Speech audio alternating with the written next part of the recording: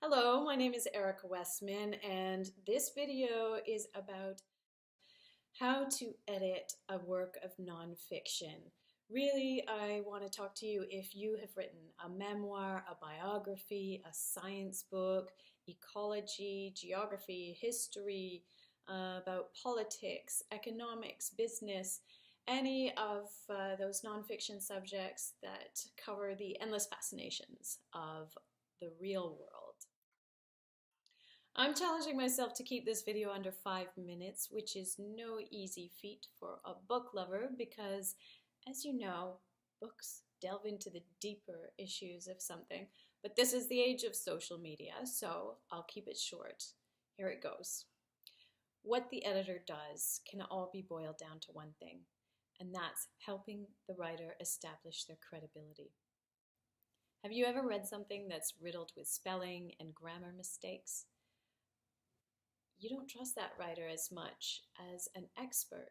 Have you read something that's got gaps in logic or factual errors? Even worse, you are not going to go back to that writer's work and trust that they know what they're talking about.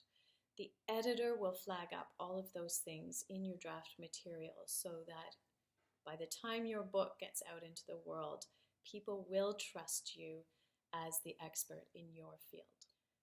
Let me first show you this chart that shows the workflow for editing. Writers often turn their work over to an editor quite a few times before they feel satisfied that the work is ready to publish. Have a look at this. Now it's time to look at the first main stage of editing, and that is what's known as the structural edit, sometimes called substantive or developmental edit. And this is really about the organization and the content of your work.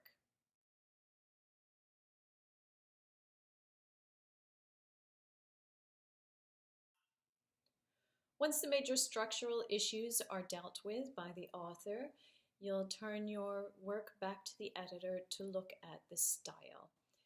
The stylistic edit is mainly done to improve the clarity and the flow of your work. By this point, your work should be in pretty good shape. And now it's time for stage 3, which is the copy edit.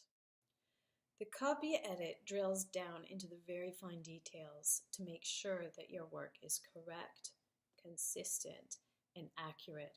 And it's probably what most people think of when they think about editing. Here's my bookshelf of style guides, which I keep close to my desk. I've got Chicago Manual of Style, several volumes, the Canadian Press Style Book, MLA Editing Canadian English, the New York Public Library Style Guide. I've got my dictionaries and tools to check your use of punctuation, your commas, semicolons, colons, periods, apostrophes, exclamation marks, question marks, parentheses, em dashes, en dashes, hyphens, quotation marks. In addition to that, we check your grammar, we check spelling, any problematic words. There are quite a few of them that often get mixed up. We check your numbers, your units of measurement, abbreviations, statistics, logic, facts, web links, cross-reference the pages with table of contents and citations with the reference material.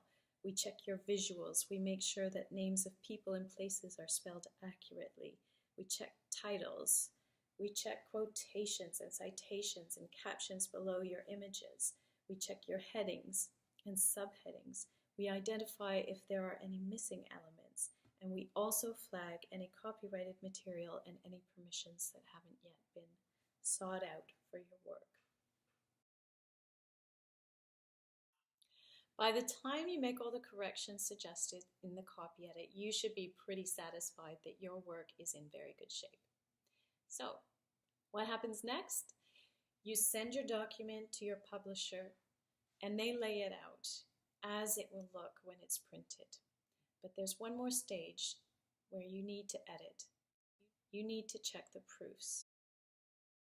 You can hire an editor for this, or your publisher might provide one, depending on what kind of contract you have.